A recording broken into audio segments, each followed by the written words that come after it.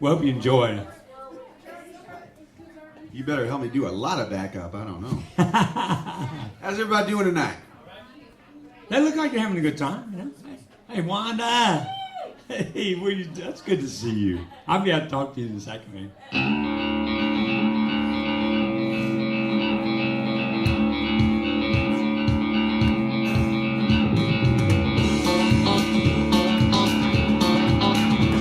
Well, my throat was dry and it was getting late. I was at this bar on an interstate with a guy with his bird on his shoulder walked through the door. Yeah. He proceeded to tell me the wildest thing. He said, "Sir, this bird of mine can sing like no other bird you have ever heard before." Well, I kind of looked at the guy and said, "Oh, really?"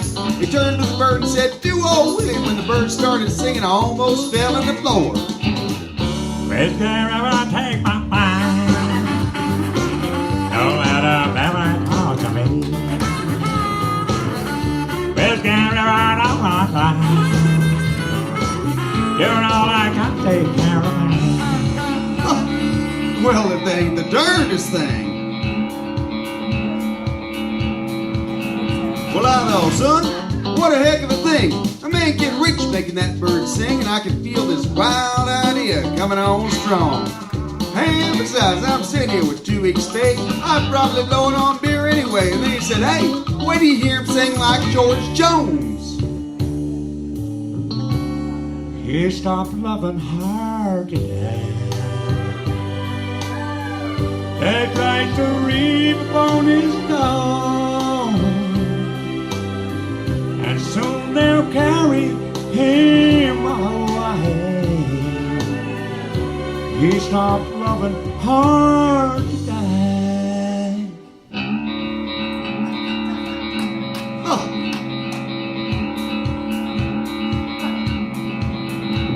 Well, I said, "Yo, that does it, sir. Yep, I'd like to buy that bird with a $500. Take him off your hands." You better believe it, man. Well, he thought for a while, and he said, "All right," handed me the bird, and he said good night, counted my money, and out the door he ran. Now, I was thinking I found rainbows in it. The money would soon be pouring in, when suddenly the bird just flew out the door and was gone. Well, then it hit me, and I got boiling mad, because I knew right then that I'd been had. And as he flew off into the night, he was singing this song. On the road again. I just can't wait to get on the road again. Somebody stop that bird! All I love is making money with my friends. I can't wait to get on the road again. My On bird! the road again. I just can't wait to get on the road again. My $500. All I love is making money with my friends. And I can't wait to get on the road again. Somebody give me a BB gun. On the road again. My bird! I just can't wait to get on the road again. This is for the birds. All I love is making money with my friends. And I can't wait to get on the road again. Buy me a drink, somebody. Ladies and gentlemen, Mr. Cliff Curl. Mr. Doug Price. Good job. All right, now, how many of y'all went to church last Sunday? How many people went to church last? If you can go to church, we're going to do a little gospel. We got a little gospel song. So that's for everybody but that guy right there. Yeah, that right. Particularly that one. Yeah. Hey, I don't think church will help him either. You know.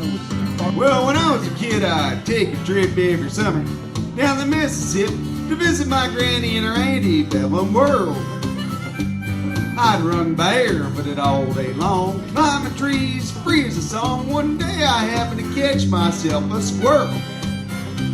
Well, I stuffed him down in an old shoebox, punched a couple of holes in the top. When Sunday came, I snuck him into church. I was sitting way back in the very last pew, showing him to my good buddy Hugh, when that squirrel got loose and went totally berserk. What happened next is hard to tell. Some thought it was heaven, others thought it was hell, but the fact that someone was amongst us was plain to see. As the choir sang "I Surrender All," the squirrel ran up Doug Price's coveralls, and Doug leaped to his feet and said, "Something got a hold on me!" Wow! The squirrel went berserk in the first self-righteous church in that sleepy little town of Baton Rouge. It was a fight for survival. that broke out in revival. They would jump in pews and shout, hallelujah.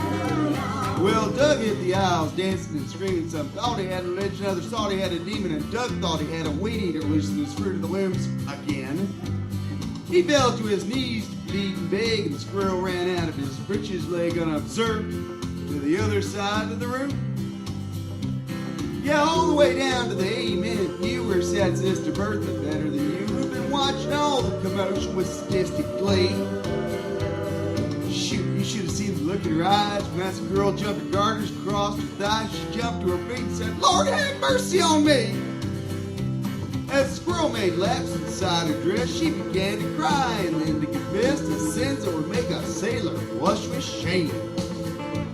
She told of gossip and church dissension, but the thing that got the most attention was when she talked about her love life. When she started naming names, the day the squirrel went berserk in the first self-righteous church in that sleepy little town of Pascagoula. It was a fight for survival that broke out in revival. They would jump in pews and shout, hallelujah. Well, 7 deacons and the pastor got saved, and $25,000 got raised, 50 volunteer missions in the Congo on the spot. And even without an invitation, there were at least 500 rededications, and we all got rebaptized, whether we did it or not.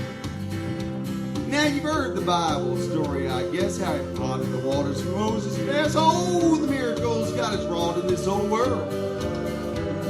But the one I'll remember till my dying day is how he put that church back on the narrow way, the half-crazed Mississippi squirrel. The day the squirrel went berserk in the first self-righteous church in that sleepy little town of Pascagoula. It was a fight for survival that broke out in revival. They would jump in pews and shout, hallelujah. The day the squirrel went berserk in the first self-righteous church in that sleepy little town of Pascagoula. It was a fight for survival that broke out in revival. They would jump in pews and shout, hallelujah. The day the squirrel went berserk in the first self-righteous church in that sleepy little town of Pascagoula. Ladies and gentlemen, Mr. Cliff Curl. Mr. Doug Rice.